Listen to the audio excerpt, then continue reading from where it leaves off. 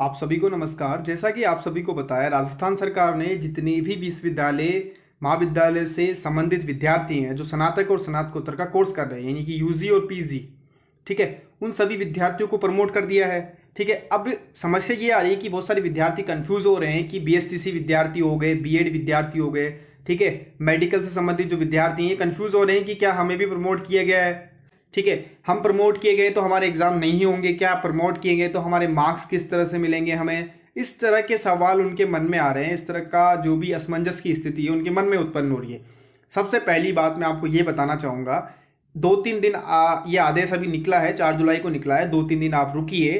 राजस्थान सरकार ने जो है इस संदर्भ में ये जो विश्वविद्यालय महाविद्यालय को स्नातकोत्तर और स्नातक के विद्यार्थी जो हैं इनके संदर्भ में विश्वविद्यालय को नोटिफिकेशन भेज दिया, यानी कि आदेश जो है आगे उन्होंने भेज दिया। देखो, सबसे पहले क्या होता है कि जो भी आदेश जो भी डिसीजन निर्णय सरकार लेती है उसके बाद में संबंधित विभाग को उसको कार्रवाई करने का आदेश देती है।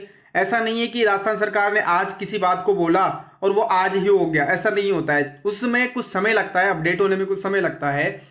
ठीक है, अब संबंधित विभाग यानी कि यूनिवर्सिटीज को आदेश दे दिया गया है कि आप जो परीक्षाएं करवाना चाह रहे थे उनको स्थगित की जाए। सबसे पहली बात यह है, अभी जैसे मैं उदाहरण ले लूं, राजस्थान यूनिवर्सिटी की बात कर लूं मैं आपसे। ठीक है, अब राजस्थान यूनिवर्सिटी मान लो बहुत सारे कोर्स कराती है, यूजी पीजी से संबंधित, ठीक है, रेगुलर कोर्सेज हैं या और अदर कोर्सेज हैं। ठीक है, तो सबसे पहले क्या है, राजस्थान यूनिवर्सिटी क्या है, एक नोटिफिकेशन और गाइडलाइन जारी करेगी कि इस संदर्भ में जो आपके एग्जाम 15 जुलाई से होने वाले हैं वो स्थगित कर दिए गए हैं, और जैसे ही मतलब आपको प्रमोट किया जाएगा और प्रमोट से संबंधित जो भी सूचना या जो भी डिसीजन या निर्णय लिया जाएगा उसके बारे में आपको बाद में अवगत करा दिया जाएगा। ठीक है, ये बात समझ में आती है आप सभी को।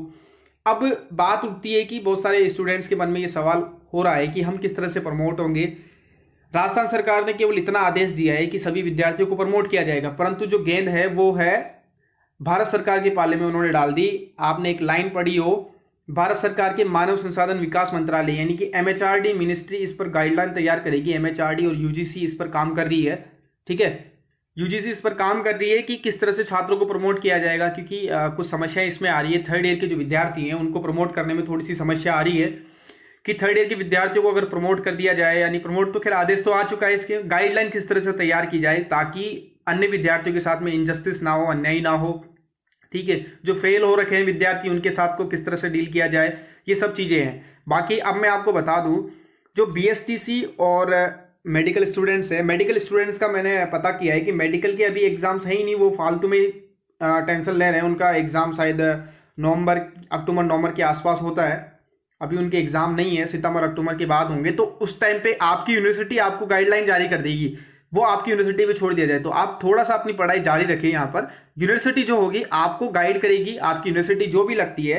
यूनिवर्सिटी के कहने का मतलब ये है कि जब आपने एग्जाम फॉर्म भरा होगा तो वहां पर सबसे ऊपर एग्जाम फॉर्म के ऊपर यूनिवर्सिटी का नाम आता है, यूनिवर्सिटी जो आपका एग्जाम कंडक्ट करा रही है। सबसे पहली बात आपको ये जानना जरूरी है, आपका यूनिवर्सिटी कौन सा लगता है। यूनिवर्सिटी सभी को पता रहती है, रेगुलर हो चाहे नॉन रेगुलर हो, जो भी हो। ठीक है, अब बात आती है कि बीएसटीसी स्टूडेंट की बात की जाए तो बीएसटीसी स्टूडेंट्स कंफ्यूज हो रहे हैं क्योंकि उनका अभी जुलाई में एग्जाम होने वाला था बीएसटीसी का।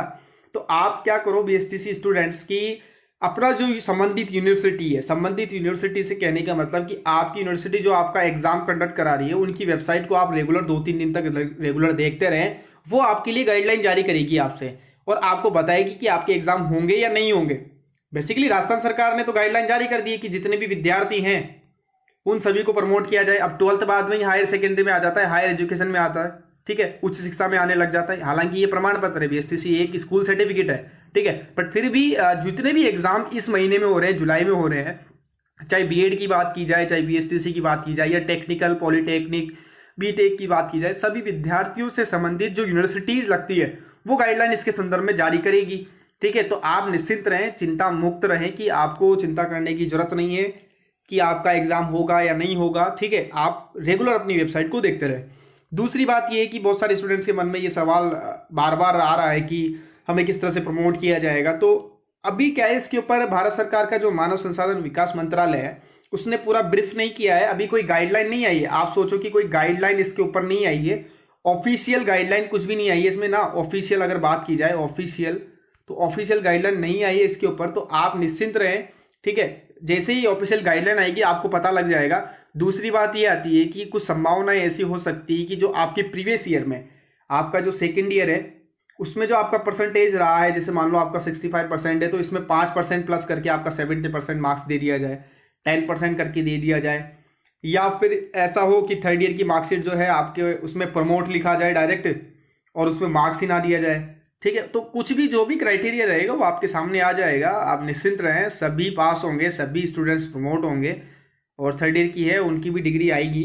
तो आप निश्चिंत रहें, बेफिक्र रहें, जो भी गाइडलाइन भारत सरकार जारी करेगी आप सभी को पता लग जाएगा। आप 2-3 दिन तक बिल्कुल निश्चिंत रहें, अपना यूनिवर्सिटी की जो वेबसाइट है उस पर रेगुलर देखते रहें और हमारे संपर्क में भी रहें, जिससे आपको न्यूज़ मिलती रहेगी। बहुत बहुत धन्यवाद।